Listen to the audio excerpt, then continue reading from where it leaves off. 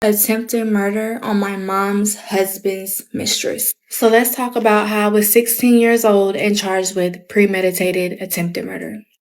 So first, I'm just going to break everything down, like the details, and then if y'all still want to hear my story, we can continue with that on the next clip.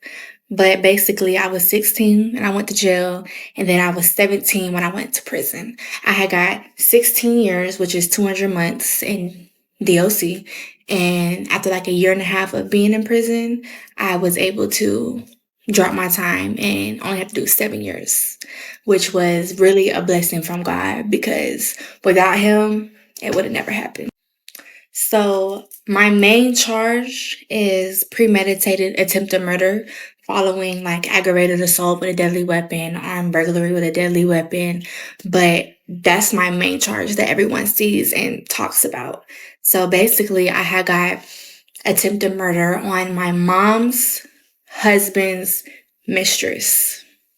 I know it sounds crazy, but like a Lifetime story, I hear that a lot too. But yeah, my mom's husband's mistress. So yeah, my mom's husband was cheating on her with his mistress, and they used to have like drug binges, and my mom was not with that. So usually he would go off and cheat and come back, but this time he did not come back, and it literally drove my mom insane, and to the point to where she wanted this lady to die. And she tried to get some of my friends to do it, my boyfriend to do it, and it just wasn't going as her plan. So me being her child, her best friend, someone that was willing to do anything for her, she wanted me to kill this lady. And basically, Yeah, I can already tell you this about to be wicked. First of all, her mama is the devil. No offense. I know that's your friend and your partner in life, but I would never send my child on no damn mission like this. And if he's used to cheating, why the hell are you still with him? Like, he's cheat. Usually he just cheat and come back and everything could be cool, but this time he fell in love. Like, what the fuck? Like, this don't even make any. Like, it's just crazy. I would never use my child. I'm just gonna throw that out there. The mama's the devil. Yeah, this is a prime example of people do everything but leave. So you're willing to off somebody instead of leave that person. And I don't understand when people are cheating, they literally blame the person that they're cheating on them with, not the person they're with. That's the one who owes you that loyalty. And I think she was targeting like, her and her boyfriend because they're younger. She's like, oh, if you do this, you won't get that much time, or I'll make sure you have money on your books. Whatever people do to convince people to do crimes, like, I'll take care of you while you're in there. Yeah, she worse than my mama. I don't even know my mama like that. That's crazy. Like I ain't think she could. I ain't think it was possible. what happened was I attacked her with a machete, and everything just went left after that. So if you want to hear my story and how everything happened and how I came out of it, leave a like, comment, share it, whatever, but just let me know.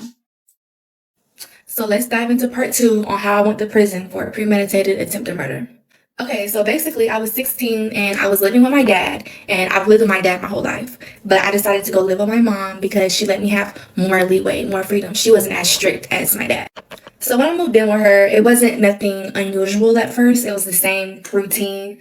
Basically, I had 5 brothers who literally were my everything. They were 12, 6, 5, 3, and 2 at the time. And basically, like my mom, she was so like obsessed with stalking this girl's page and stalking my stepdad's page that she really wasn't taking care of them how they should be taken care of. Which basically led to me taking them to school, picking them up from school, cooking dinner, making sure they had breakfast on the weekends when they weren't at school, taking them to their ball games, their ball practices, doing homework with them, making sure they all had baths and was in bed at a certain time so they can get up for school the next morning. I was 16 being a mom to 5 kids, which I was used to it, but this time it was a lot more because my mom wasn't there to help me. And also, I had a boyfriend, and my mom would kind of like use him against me. Like, oh, if you don't watch the kids today, you can't go see your boyfriend. Oh, if you don't watch the kids, you can't go get your nails done. You can't go out with your friends. And I was 16 at the time. So it's like, okay, I will watch the kids if you let me go out. Like, I will do anything you want me to do if you let me go out with my boyfriend or my friends. You get what I'm saying? That's how my mind was at 16. And so, since I was always watching my brothers, they would give me headaches because they're so loud and they're just always over the place, and I would get bad headaches. And so I would tell my mom, like, "Hey, mom, like, I have a headache. Can you give me some medicine?" And she'll be like, "Sure." And she'll give me headache medicine. But in the end, I found out that it was not headache medicine. I found them in the cabinets, and I confronted her on it. She tried to manipulate me into saying that I needed them, and it was anti-psych meds, antidepressants, those type of medicines. And basically, when I had got locked up, I had like a therapist or whatever come evaluate me, and they basically told me, like, if you take those type of meds and you don't need them, it can have a backwards effect. So basically make me crazy when I'm not crazy, if that makes sense. And she was also giving me this like green tea, and I just thought it was some type of green tea that was supposed to help you with headaches and being sick. But it turns out that it was some type of drugs in the green tea. I don't know. That's just what the investigators told me on that part. This is the first time where I can understand why the cheating is happening. Now, normally I'm like, oh no, that's fucked up. Not today. Not today. I will be stepping out too. I think he's afraid to leave her. In situations like this, he has to be afraid to leave her. Now, maybe she says psych medicine. Was Pops really cheating? That's all I'm asking. Because psych medicine just sounds like, I've been in a family with some psych. I've seen psych meds. All right. And if you getting psych medicine, then you know why. You know what I'm saying? She could be tripping because to give your daughter that shit. Like, I don't know, man. I'm kind of on the dad side right now. Like, this is wicked. I see why he had the daughter staying with her for majority of the time. I wonder what made her go stay with her mom. Jesus. I mean, am I wrong? Yeah. Everything but leave if you in this situation. Yeah, I don't blame you because somebody in this motherfucker got to be crazy. So basically, getting more into the story, she tried to get one of my good friends to do it. I'm not going to name any names just off of respect for them, but she tried to get one of my good friends to do it, and it just didn't go as she wanted it planned. Basically, he used her like, "Oh, I'll do it," but she was giving him her car, money, all types of stuff, and basically he was just using that as an advantage. And when that didn't go as planned, she tried to get my boyfriend to do it. And he's also my co-defendant. But so basically he was like, "Yeah, I'm gonna do it," da, da, da, da, just like to persuade her into thinking he's gonna do it. So she would stop like hounding him because she was like texting him like back to back, asking if he was gonna do it, like becoming like really crazy. And in the end, he basically told my mom, like, "Yo, I'm not gonna do that." Da, da, da. So that's when she turned to me and was like, "You're gonna," I'm trying to say the word, but get rid of her, basically. And I just did not know what to do. Like, you want me to do what? Huh? Like, I've never even been to juvenile. I've never even had a referral in school. And you want me to do what to this lady? You're crazy. Basically, I did not know what to do. I didn't want to tell anybody because I didn't want my mom to get in trouble. Like, my boyfriend used to tell me, "You need to go back and live with your dad. You were better off with your dad." But I didn't want to tell my dad because I didn't want him to get my mom in trouble. And then my brothers, like, I felt like if something happened, what was going to happen to my brothers? So basically, I stayed in that situation for my brothers because I felt like my mom wasn't in a position to take care of them because of things that would happen when I would think she could take care of them. I know. I'm sorry. I keep stopping it, but I gotta wait. So the mom and the dad are not even living together. So how the hell is he cheating? How is this considered cheating? The mama's crazy. I can already tell you right now. She's crazy. It's about to be a plot twist or something. Mama just was imagining being with this man or something. Because what kind of crazy? Like, what? I'm confused. In the beginning, she said he would leave and come back. So I'm thinking, like, they living in the same house. But how can you go live with your daddy if y'all not living together? I'm confused. I get her mindset of, oh, if I do this, because I don't want to get my mom in trouble for my siblings. Like, parents always, or whoever the person that's doing the wrong always uses other people to persuade them, right? Like younger siblings. But her mindset is like, okay, I don't want my mom to get in trouble so I can raise them. But if you commit this crime, then you won't be there to raise them. She ain't think about that. She was an adolescent. Yeah, they literally only think about the moment and not the aftermath. But it's like, I get her reasoning, but once you commit it, that reasoning just went out the door. A machete was a wild choice, though. That's a wild fucking choice. I'm not gonna lie. For a first time person who's never did this, who never had a referral or nothing like that. That's a wild weapon of choice. Goodness gracious. So basically, after like a month or two goes by of her planning everything, she had a whole plan. She wanted it done with a gun. She wanted me and my boyfriend to run up in there and basically tie the lady up, tie her kids up and lock them in the bathroom and duct tape their mouths and hold her at gunpoint and steal all her money and then shoot her in the head. And it was just like crazy because you want me to do what? Like, I was just like, I was very depressed going through it at the time. I was just scared. I was a scared teenager. I didn't know what to do. So my mom ended up giving me a deadline. Basically, hold on, what was it? October 18th was the fair, Midnight Madness. And my mom was basically like, this is the day it has to be done, because if you don't do it, then you can't go to Midnight Madness with your boyfriend. And back in the day when I was a kid, Midnight Madness was a big thing. That's when everyone popped out, dressed nice, you know, fair rides, fair food. It was just fun for teenagers. And that's what I wanted to do with my boyfriend. And basically she was trying to take that away from me. And I was just like, fine, like, just, I would do whatever you want. Just don't take away like my freedom. Like, don't take away my sanity, because going out with him or with my friends or just leaving that house, period, just was like a weight lifted off my shoulders, because I didn't have to deal with my brothers. I didn't have to deal with my mom's crazy thoughts of what she wants to happen to this lady. So basically she gave me a deadline, and one day on that deadline I was out with my boyfriend and his homeboy, and basically she caught me going off saying that I'm grounded, I can't go out with him, I can't go get my nails done, I can't go to the fair, I can't do this, I can't do that, I'm gonna be stuck at the house with my brothers forever because I wouldn't, you know, kill this lady. So basically I was crying, like I didn't know what to do, and my boyfriend's homeboy went and got me a machete. Now that sounds crazy, but he went and got me a machete, and basically it was not planned to be used. It was just to persuade my mom, basically persuade her into saying, it's gonna happen, we have the weapon, it's gonna happen, but not really happen. You get what I'm saying? So basically he puts the weapon in the car, we go to my mom's house, I tell her to come outside, and I show her the weapon, and she was just like, what are you gonna do with that? And I was just like, I don't know, because really, we weren't going to use it. It was not supposed to be used. It was just supposed to persuade her into thinking it was going to happen. You know, hopefully she comes to the realization that this is not a good thing to do, and she just stops talking about it. So basically she tells me to go inside. I go inside with her. So we get to the room, and she already has my clothes laid out on the bed. It's a black jacket, black pants, black shoes, and she also has a separate pair of clothes next to the bed, and it's just another like fit, basically, because she said I was gonna have blood all over me. So basically what she told me was that she wanted me to cut the lady's head off. I know that sounds crazy, but that's what she wanted me to do. Basically how she described it was, if you ever watched The Walking Dead, the lady Michonne who has the machete and she cuts the zombie's head off. That's what she wanted me to do. And I'm like hysterically crying at this point. So basically when it's time, I go outside and I get in the car. It's raining and I'm crying, driving, and basically my boyfriend was like, pull over, like, you're no fit to drive, like, you're crying, it's raining, I don't even have my glasses on to see the road. So I pull over, and he gets in the driver's seat, I get in the passenger seat, I'm just crying and crying and crying. I got the machete in my pants because I didn't want, like, we got pulled over for them to see it, like, I've never, like, committed a crime before. So basically, he ended up taking me to a street in front of the victim's house. Right, the street in front of the victim's house. Mind you, I already knew where the victim lived because my mom had pulled up on her before, trying to fight her because my stepdad was over there with the kids, and it was just a lot.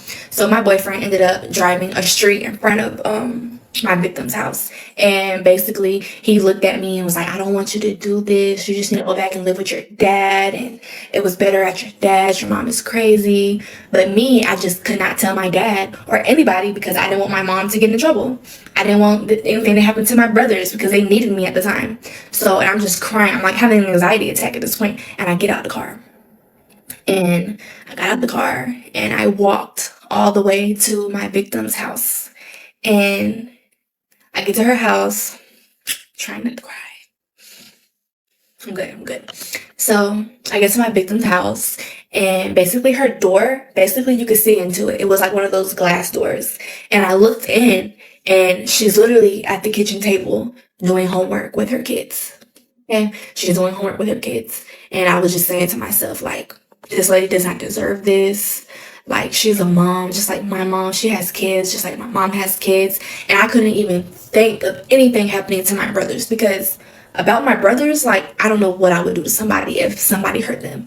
So I was just like, she got kids and she's doing homework with them. Like, I can't do this. Like, I'm just gonna go back and live with my dad, and I'm gonna take my brothers with me. That's what I was thinking at the time. I was going crazy. And so my victim gets up from the table and she starts walking towards the door, and I thought she was just gonna go into the hallway because there was a hallway right there. I thought she was gonna go into the hallway to go to the room or use the bathroom or something. So I get to the side of the door so she wouldn't come outside and see me. Like I moved so she wouldn't see me and come outside, basically. So when I moved, like I'm just like standing there like, oh my God, please don't come outside. Please don't come outside. Like I'm gonna leave, don't come outside. And with my luck, the lady came outside. When the lady came outside, I guess she came outside to smoke a cigarette and she didn't want to do it around her kids, or she just don't smoke in the house. I don't know. But she came outside to smoke a cigarette. And when she looked at me, she screamed. She screamed so loud. And I just took the machete and I swung on her. And I blacked out. So this video is already kind of long, but this is just basically the part that led up to me attacking the lady with the machete and why I got premeditated attempted murder at the age of 16 and went to prison. So if you want to hear how everything else happened, when I attacked her, what happened after I attacked her, what happened in prison, and where me and my mom are at now in each other's lives, just like, comment, share, whatever, just let me know. Part 3 on how I ended up in prison on premeditated attempted murder. So just a little recap for the people that are joining in. Basically, I went to prison at 16 for premeditated attempted murder on my mom's husband's mistress. I know that sounds crazy, but it's what happened. So basically, my stepdad was cheating on my mom with this other lady, and my mom wanted me to basically unalive this lady. And in the end, I ended up attacking her with a machete, and everything just went left after that. Where I left off at, I was at her house with the machete, and she ended up coming outside to smoke a cigarette. And I was on the side of the house because I didn't want her to see me. Like, I was gonna leave. I was gonna do it. I was gonna leave. That was my whole plan. But she ended up coming outside and she seen me. And when she seen me, she screamed so loud and it scared me, like, oh my God, the neighbors are gonna hear. And I just swung on her. I swung on her with the machete and I blacked out. So I don't really remember me attacking her because I blacked out, but I do remember her daughter coming to save her. And I'm not gonna lie, her daughter was like 12 years old and her daughter came to save her mom and she grabbed the machete. And when I was blacked out, I felt like someone tugging on the machete. So that's when I came to reality and I was like, oh my God, this is a child. And I pulled it back. And when I pulled it back, it like cut her thumb off, basically. So after I pulled it back and I cut her. Yeah, you deserve to go to jail. Not gonna lie to you. Prison to go. First of all, how are you here telling this damn story? This was, I don't know what to say. I mean, I guess the best takeaway from this is say no to cigarettes. Because goodness gracious, if she wasn't a cigarette smoker, she probably wouldn't have got the machete at the end of the day. And, maybe don't listen to your parents if they have mental health issues. Because what the fuck? I don't think the older I get, the more I realize my mama did not like my ass. Because I would have sacrificed her ass or my dad ass at any point in life before I would have did some shit like this. Like, I wasn't that kid. I was definitely not that kid. I mean, I'll put on a little show. But if it came down to do this,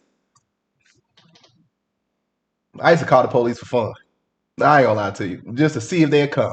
I would have called the police. I think a good takeaway from this is when you get involved with somebody, especially if they have a past partner or kids, definitely meet everybody. Not just wait until you're thinking about having a kid with this person, but when you get involved with them as far as dating. Because you never know if that person got a crazy ex in the background that just won't move on. And their problem is not going to become your problem. So the husband should have definitely told her, like, okay, if we do this, just know I got a crazy ex, and our kids can probably easily be manipulated. This could have all just been avoided. Yeah, the husband definitely knew that woman was a fucking nutcase. I'm pretty sure he probably knew that she was trying to do this and just didn't take it seriously. I feel bad for the woman, obviously, who was attacked, and the little girl. For goodness gracious. Brave little girl came to save her mom. And lost her finger at the same time. That, honestly, nothing's funny about that. That's actually sad as hell. I don't know what else even to say to this. This is probably the wildest story I've ever heard in my damn life. I would have definitely told on my mother as soon as I got called for that shit. She going with me. Thumb off. I was like freaking out because I'm back in reality. Like I seen what I just did Blood was everywhere. The lady was on the floor, and I just did not know what to do. So I was just like, I'm so sorry. Please call an ambulance, but I gotta go. And I left. And when I got back in the car, my co-defendants were like, what happened? Like, did you do it? Like, what's wrong? Why are you still crying? And I was just like, drive the car. Like, please drive the car and get me away from here. One thing I do remember telling my mom is like, if you have anything happen to this lady, like the cops are gonna come knocking on your door first because everybody knows that you don't like this lady. This lady don't like you. And she used to always tell me like, blah, blah, blah, like don't jinx me. That's not gonna happen. I got this. And what happened? They came knocking on her door as soon as it happened. So we're in the car, we're driving, we're gonna go drop off one of my co-defendants because he really didn't have anything to do with it, honestly. So we just go drop him off. And so while we're in the car, my mom calls me and she's like, did you do it? And I was just like, yeah, I did it. And she was just like, oh my God. And I was like, yeah, I did it. And I'm not coming home. Like, I don't want to talk to you. I was just crying. I was just like, in that moment, I was just so mad that she made me do this. And so I was just like, I don't want to talk to you. I'm going to go stay with my boyfriend for a little bit. Like, just leave me alone. And she was just like, I'm going to come to you. Like, I'm going to get in the truck and I'm going to come to you. And you can tell me what happened. We can figure this out. Like, what to do next. And I was just like, no, like, you need to stay home with my brothers. Like, someone has to be there with my brothers because the cops are going to come question you. And you just need to be there with my brothers. Don't worry about me. I don't want to see you. And I hung up the phone. So me and my boyfriend get to his house, like the area around his house.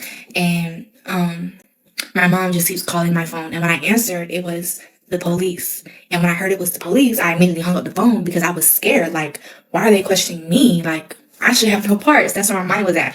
And I just hung up the phone and I didn't know what to do. I was just crying. So I was asking my boyfriend, like, what do we do? Do we go on the run until this dies down because I feel like they have no proof? Or do I just talk to the police and like let them question me how they want to question me? And he was just like, it's whatever you want to do. So I ended up calling my Nana because my mom said that I could trust her. So I called my Nana and I told her to come pick me up because I needed to go to the house where the cops were and basically go with them so they can question me. So mind you, my boyfriend had already took the evidence and hid it somewhere. So my Nana gets there. She's like, what happened? What did you do? And I was just like, I don't want to talk about it. I just need you to take me back to my mom's house. The cops are there. And I was like, I was crying so bad. I told my boyfriend, like, where's my stuff? Like, I'm thinking my phone or something like that. I don't know what I was thinking, but I was like, where's my stuff? And I guess me crying was making him nervous. He was like, I'm gonna go get your stuff. And he came back with the evidence. And I was just like, why do you have that? Like, it don't need to be out here around us. And my Nana was just like, put it in the back of my car. I'll get rid of it. Remember that. Remember what I just said, okay? So he puts the evidence in the back of her car, and I give him a hug, a little kiss, and we go our separate ways. And so me and my Nana are in the car, and she's just asking me what happened. And I was just like, I did something, and the cops want to talk to us. I don't know what to do. I did it for my mom, and she was just like, I'm gonna get you out of this. We're gonna get you out of this. And so we get to my mom's house, and like, my victim's road is closed off. The road, like the highway is closed off. My mom's road is closed off. And when I get there, it's like 1,000,000 cop cars. And they're shining light on the car. Because I guess they're trying to see like who's in the car. And they were like, are you Hannah fine? And I was like, yes, I'm getting out. Like, I'm coming to talk. And so when I got out the car, police immediately turned me around and put me in handcuffs. And the first thing I said was, where are my brothers? Like, where are my brothers? Who's with my brothers? Because I seen that my mom was already in the cop car. She was just staring at me. And I just did not know what to do because my brothers are by themselves. They're in there with a police. But I ended up seeing some of my mom's family, like her sister and stuff, out there. So I was like, okay, they're going to be with my aunt. They're okay. So I ended up going to the back of the cop car with them. And we drive to the police station. And basically, I was in there for like, how long? Like 6 hours? I was in there for 6 hours, from like 10 at night to 6 in the morning. I was in there handcuffed to a table, and they was just questioning me, questioning my mom. And at first, we weren't saying nothing. And they were actually going to release us because they really had no evidence. But they wanted the phone. So mind you, my phone that I had was in my Nana's car. I left it. And they were calling her asking for my phone. And they were like, is there anything else in the car that you need to tell us about? Or is there anything that Hannah told you that you need to tell us? And she was like, her boyfriend put something in my car. I don't know what it was, but he put something in the back of my car. So they tell her to pull up to the police station so they can get the evidence. And she was just saying, like, she don't know what it was. She has no clue what he put back there. And Basically, when they took the evidence to my mom to show her, my mom said something. And then they came. Yeah, Nana done lived too long. She said, I am not going down for this foolishness. She was going to tell the police immediately.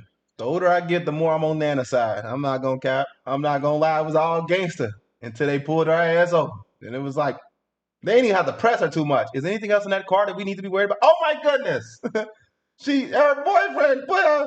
Fuck that you told him to do it. I would have never did it. They all stupid at the end of the day because why do you still have the weapon, jackass? And then why would you just give it to your nana and just go away? And then talking about my boyfriend don't have nothing to do with it. Yes, the fuck he does. He was actually there for one. He drove you there. It's like a bank robbery gone wrong. The driver technically didn't do shit, but he was the driver. You know what I'm saying? You're going down just as much as the people who went in the bank. Y'all all getting the same charge. Nobody's getting no special fucking charge. The boyfriend was a sacrificial lamb. No, for real. Like everybody's in trouble, bro. Everybody's in trouble. I personally would not go down for that psycho mother. Me personally. So I understand where the nana coming from. She tried to hold her down. But I'm surprised she didn't give you up as soon as the police, like, there'd be some pressure, man. They put a lot of pressure on them older people. They don't be playing. Now, you're going to miss the rest of your life. You ain't going to be able to cash out on that 401k. They be like, oh, no. They start giving your ass up in a heartbeat. They work too hard for that shit. In my room, and they put her statement in front of my face and was like, you're gonna go to prison for the rest of your life. You're a murderer. Your mom told on you. Here's the statement of what she said, and here's the evidence we have on you.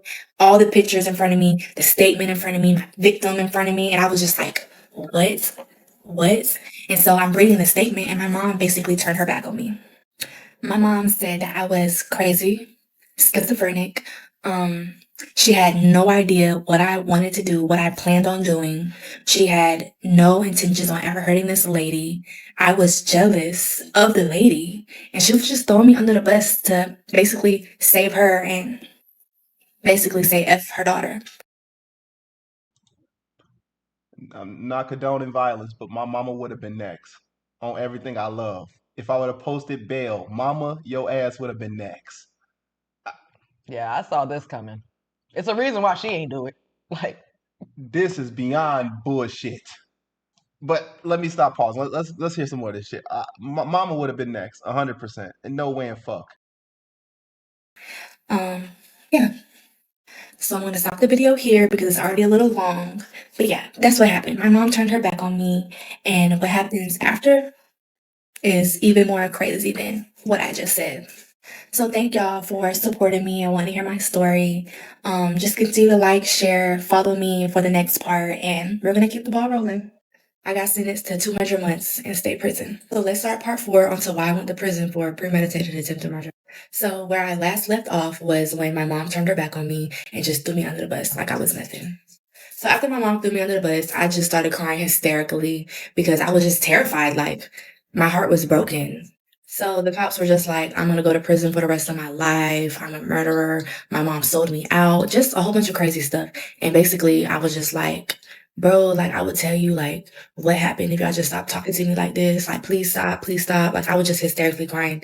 So I ended up telling them, yes, I did it, but can I just tell y'all why I did it? Like, I'm not a murderer for real. I'm not a bad person. I'm not a violent person. Please just listen to my story. So after I told them the story, you know, what I told y'all in the other clips, they were just literally lost for words. Like, they didn't know what to do after that. Oh, I do remember that my phone that they had was sitting like on the table in front of me, and it just kept ringing and ringing and ringing. And it was my dad. So literally, I just started begging them to answer the phone because I was terrified and I wanted my dad. Like, I never should have moved out of my dad's house. And I thought he was gonna be mad at me, but when they answered the phone, he was just like, he was scared because, you know, I'm his daughter, his only daughter. And he was like, Hannah, whatever you do, just wait till you get a lawyer. Don't tell him nothing. Like, he didn't even know what was going on. He just knew what my nana called and told him. So I'm still crying. And I just tell him, like, it's too late. Like, I already told them what I did. And I don't know what to do. Like, I don't know what's going to happen to me, but I already told them. And he just got quiet. So it's like 6 o'clock in the morning now. They still don't know what to do with us or what to do with me because I'm a child, and the information I just said, the information my mom said, the information my nana said, like, they just don't know what to do. So eventually they ended up taking my mom to county jail, and they ended up taking me to juvenile. I'm sorry. I know I keep saying I'm sorry for stopping, but listen to this. How would you feel if you was the woman involved in the victim in this situation? Imagine being a victim in this situation and your man turns around and calls his daughter and say, "Don't say nothing. Don't admit what you did. This is why you just mind y'all business when it come to married people. I don't care what the hell the situation is. You are really playing with your life at most times." Because this man wasn't even divorced. And look how this is why people don't mess with married people, because they don't feel as though these people are truly done with their marriage. Because why y'all ain't even trying to go through the divorce process? Because then you almost lose my life, my daughter lose her finger, and you're too concerned about your daughter. Granted, that is his daughter, his only daughter. But damn, it's like, what would you have done in this situation? I personally would have just let the shit play out. I just don't know. That's a serious situation to be in. To be like, oh, my daughter, my daughter. But like, dang, what about your lady, who she just tried to take her head the fuck off? And then successfully. Okay, I think a parent is always going to choose their kid.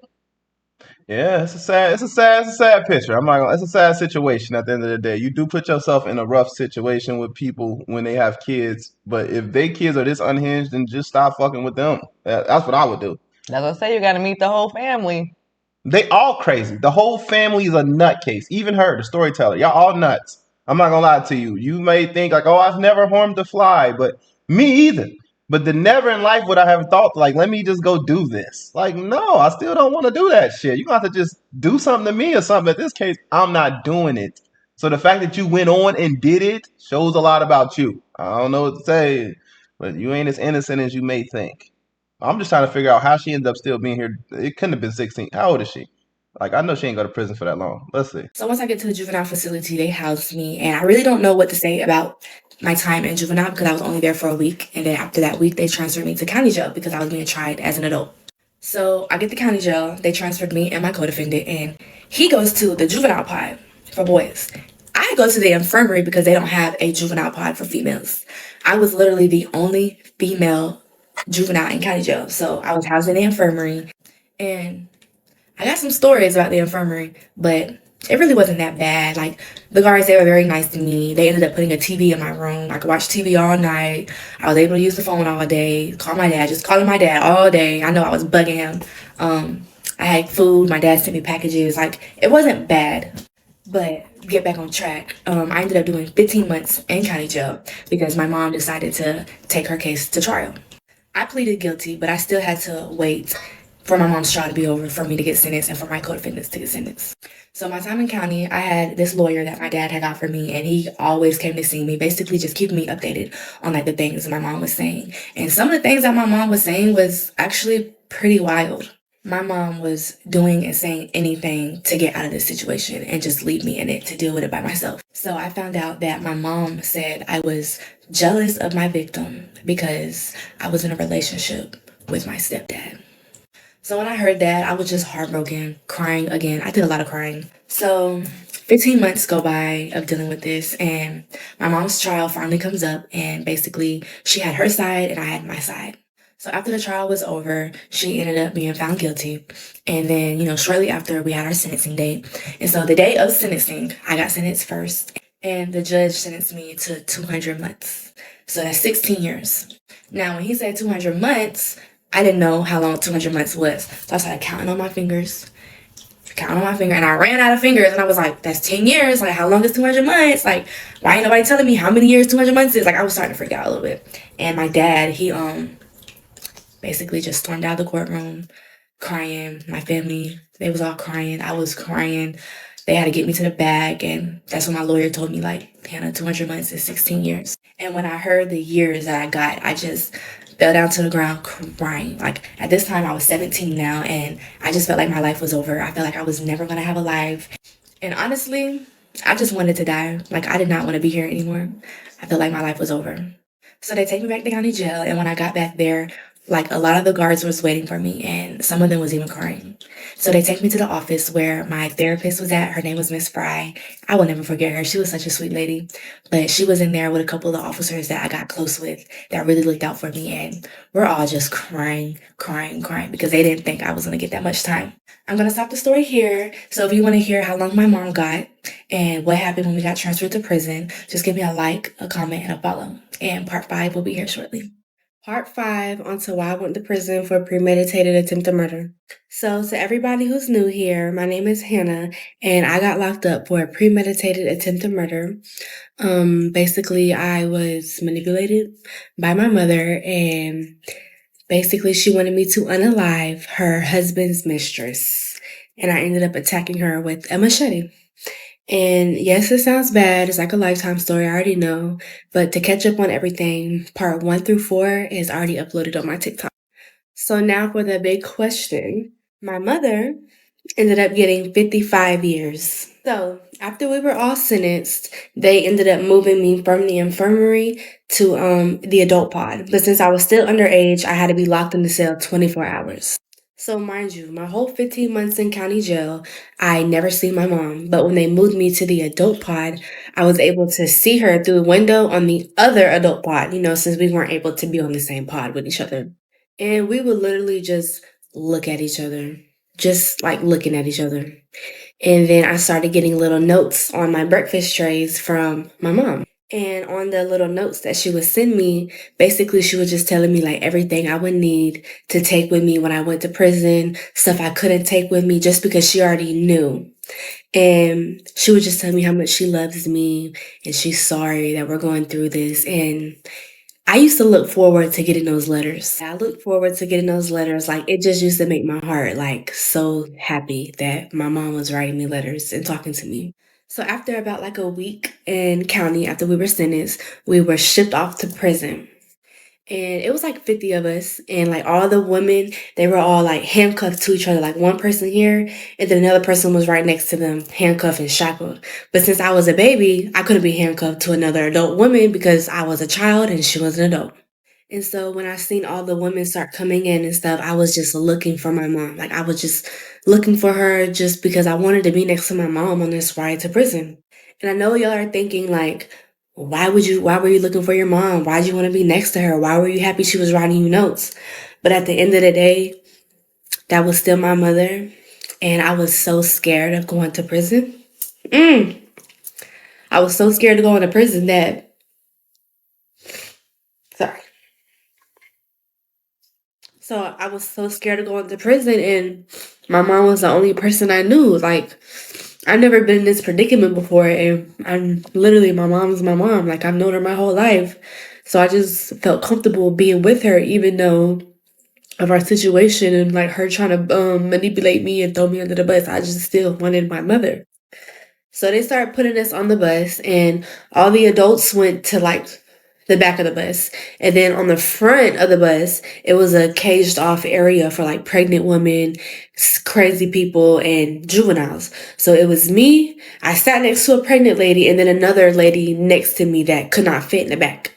What broke my heart in that moment was when everybody was loading on the bus, my mom was kind of in the front so she could choose wherever she wanted to sit. And instead of sitting in the seat right behind me, so we could talk or we could do whatever because we haven't talked in 15 months. And that's all I wanted to do. Like, it was going to be like a 5-hour drive. And I just wanted to sit there and talk to my mom. And she didn't want to be by me, I guess. So she went to the back of the bus. So on the whole ride there, everybody was just talking and laughing, and people kept saying to me, "Oh my God, Hannah, you're so pretty. You look just like your mom. She told us so many things about you. You're just so pretty. Oh, you're such a baby." And I was just like, okay, like my mom, she talked good about me, but why did she want to sit next to me? And it was this one girl, and she was like, she called me like fine, like trying to hit on me. And my mom stood up and was like, "That's a child. Like, that's my baby. Like, don't even try her like that." And then after that, she didn't say nothing else. So we all finally get to the reception center in Ocala. And the reception center is a process. You got to check in. They got to get your name, everything. Then you go to the back. They make you shower. They make you do your hair. You got to squat and cough. Then they gave us a dress that we all had to put on. And we had to wait in a caged area. It was just a long process. At this point, all the guards knew that I was a juvenile and that I had to go to Lowell across the street to be in the YO camp since I couldn't be on the actual adult compound. So they told me, like, when I get done showering and everything, to go in the other room and not go in the caged area because other adults was in there and I wasn't supposed to be with adults. So when I got done showering, I was walking past the cage and my mom was like, Hannah, come here. And so I looked around, there was no guards to tell me, hey, you can't go in there. So I ended up going in the cage and I sat next to my mom. And I was like, what do you want? And she was like, are you okay? How do you feel? Do you have everything you need? Do you need anything? And I was just mad because you didn't talk to me for 5 hours when you could have been literally right behind me, face to face, talking to me. And she was like, oh, I'm just saying. I was like, no, like, you want to be a mom now? Like, you want to look out for me now? No, bro, I'm good. And then the police see me and was like, fine, come in his room. So, of course, I ended up tearing up and I was just like, I love you. And I walked off. So they ended up transferring me across the street to Low, put me in the YO camp, and it was like a boot camp. Not gonna lie, it was like a boot camp. I'll tell y'all more details or more stories about my time in the YO camp and my time in prison and stuff if y'all want to know. But basically, like when I was there, like I was very angry and I had stopped believing in God. Like in county, I was like trying to talk to the devil, like, oh my God, if you would just give me my freedom and take all this away, like I would do anything for you. Because I rebuke that in the name of Jesus. No way. I ain't gonna lie. Other than that crazy part she talking about, don't blame God for this. At the end of the day, you got up and made this decision yourself. God ain't make you do that. You ain't even have no pressure on you really, other than you can't go see your boyfriend. I ain't trying to hear all that. Yeah, some people ain't got no choice, but you had more than a choice. You could have knocked your mama out and went on about your day. Your mama wasn't gonna be on shit. And why do I feel like your mom was just ready for prison? Like she just know shit now, huh? Like she 55 years of life. They would have had to get my knees out my mama back. They would have had to forcefully get me the fuck away from my mama. I don't care. Because no way you just threw me under the bus. I'm in here for 16 years and now you want to be a parent and then you wasn't going to even talk to me. Let's be real. She wasn't going to even talk to this girl if she would have never went to prison with her. They would have had to been getting me the fuck off my mom. Like separate them. It'd have been like a gang war between me and my mama. It just don't make any damn sense. I think when you're that young, no matter what your parents do, you still long for that love. Shit. Oh, somebody in the chat feel this way? Y'all still longing for that love after your mama done did some stuff? Look, my mama ain't did half of this shit. Now my mama, me and her, we beefing, right? But we can make some work probably in the future, right? But if she would have ever did some shit like this, nah, that ain't my mama no more. That ain't your mama no more. She gone for 55 years and she put you in here like your mama's a nutcase and then try to say you were the one who was like she was really trying to send you up the road. You would have been getting 55 years and your mama wouldn't have gave a damn. Fuck that motherly love shit. I'd have been on my way. I was just so upset that God let me go through all this. So during my time of me not believing in God, which I believe in him now, like that is my Lord and Savior and I love him so much. But during my time of me not believing in him, like I was just getting in trouble. I was fighting because I was the baby and people were like try to daughter me or they would like get jealous because of their girlfriend talking to me. It was just a lot and I was a baby, so I just had to prove myself to them and I kept putting in motions and appeals and it just kept getting denied. So I got denied twice, but my lawyer ended up putting in my third motion. So on this one specific day, I got into a fight and basically they gave me a battery and which it wasn't a battery, but they didn't see the other girl hit me back. So they took us all to jail. And when I was in confinement, I was in a cell by myself. I wasn't allowed to be housed with another YO due to my time and my charges. Because at the time I had 16 years. But so I kept getting Bible studies slipped under my door. And I was just like, I don't want these. Like, I don't believe in God right now. I don't want them. But one day I just got bored. So I picked it up and I started doing it. So they ended up transferring me to another confinement pod called Tango because I was getting declassified, which means I was going to be on the adult pod because I was of age now and I just had a lot of time in the YO camp. They didn't want me being around the other YOs for too long. So I ended up being in confinement for 3 months and I was starting to want to pray, but I was just like, no, like, I don't want to pray. But it just kept coming to my mind to pray. So I'm still getting these Bible studies and I'm slowly doing them. And then one day, I don't know what happened, but one day I just started crying. Like, I just started crying and I was just crying to God.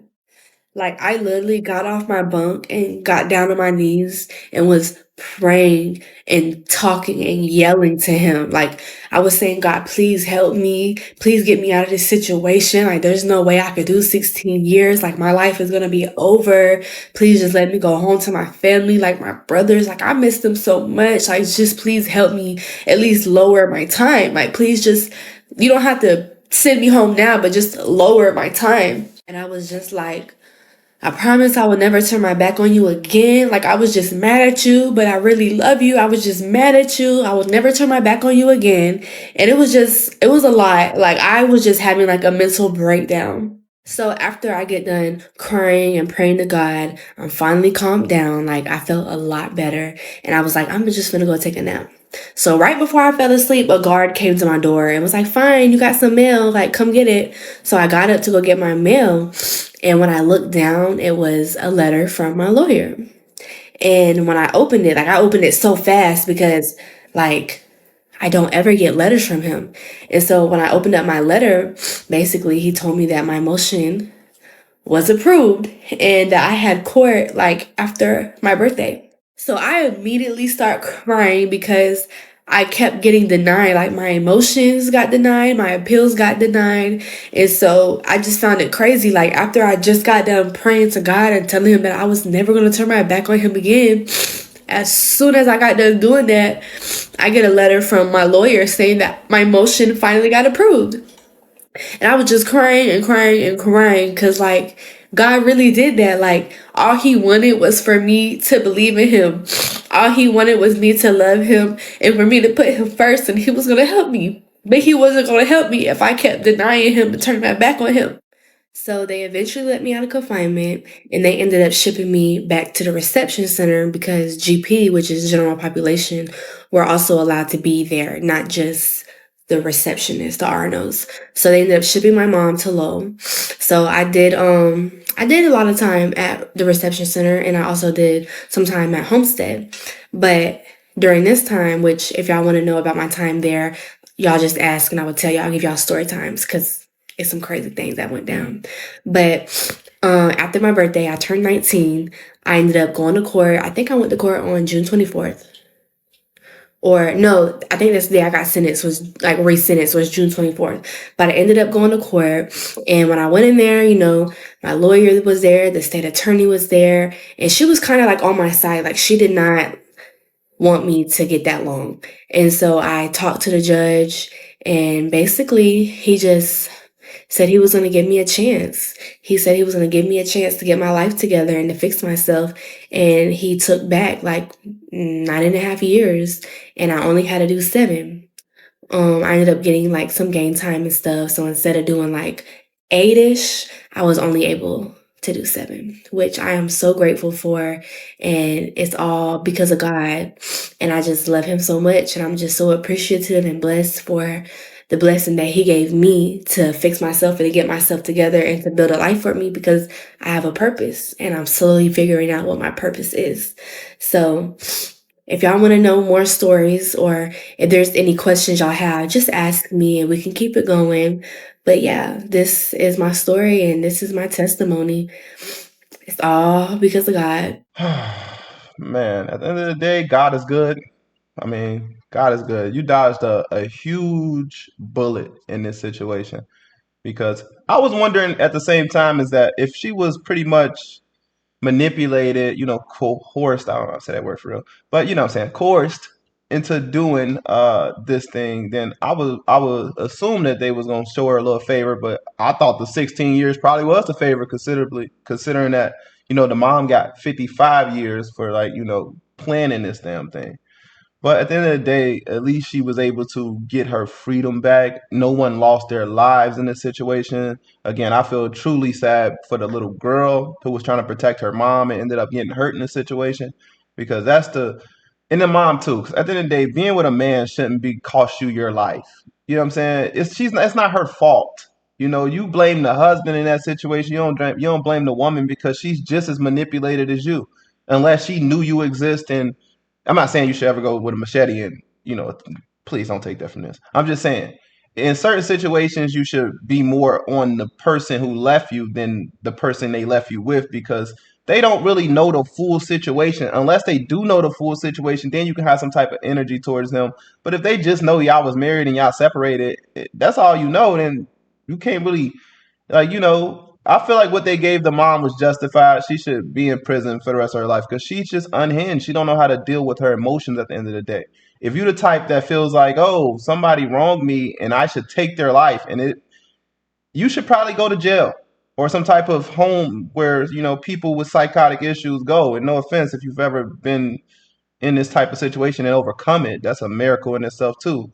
But if you're in this situation, you should want to go get some help. You shouldn't want to be roaming around free, especially with having kids in your custody. The justice system failed them, honestly, because this woman's having all these psych medicines and all this shit in here in her room should be enough to not have kids. But I guess they just wait till something happens, which is the craziest part about the justice system, is that they'll wait until harm is actually being physically done to children, or maybe they're starving, to actually step in. And that's where I feel like, you know, that's crazy. But what do y'all think so far about this story time? If y'all are interested in more updates, y'all already know where to go. Check her out in the description. But that's all I got to say about this story time. It's crazy.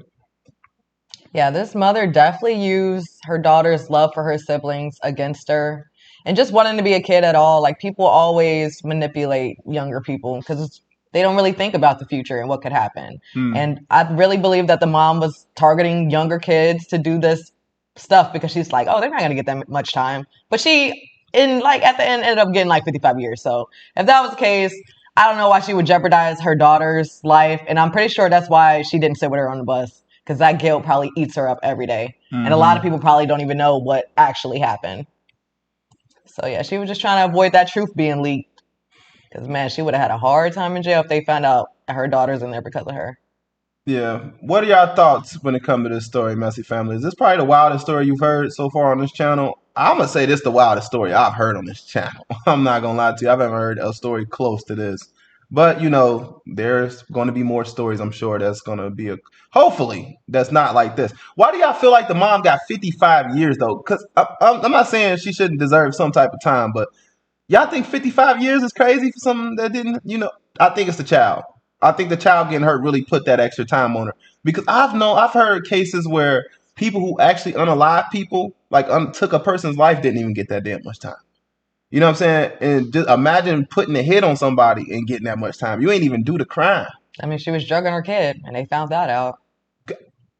Like, no telling how many more charges they threw on there. Not just the attack on that woman and that kid. They threw that on there, but it had to be like some other charges that was included in there. Because 55 years, that's some time, boy. I'm thinking that she was gonna get the same amount of years that this girl got, maybe like 15 years, and be out in like 7, 8 years with good time. It's some weird stuff. You don't ever have to complete the full time. It's like some type of fuck it, I don't know. Just stay free at the end of the day. Because some states do it, some states don't. Some states you got to do your whole time. So if they give you 16 years, you're going to do that whole 16 years. But in some states, you can get away with doing like a percentage of that. Some of y'all probably know what I'm talking about. Just let us know in the comment section. But I know you can do like a percentage. My family did it. They do a percentage and they be out before their time is up with good time, meaning that you ain't getting any trouble or any, like, you ain't have no situations inside the prison that'll give you more time. But what are y'all thoughts? Again, if y'all interested in following this creator, you already know what to do. Check out the description box below. Shout out to this creator. At the end of the day, thank God every chance you get, because you're in a position that most people would never be able to be in if they made the decisions that you've made. But yeah, take accountability, and don't forget to pray for that little girl that you hurt at the end of the day, and that mother, and pray for their forgiveness, because that's going to help you sleep at night. But that's all we got. Peace.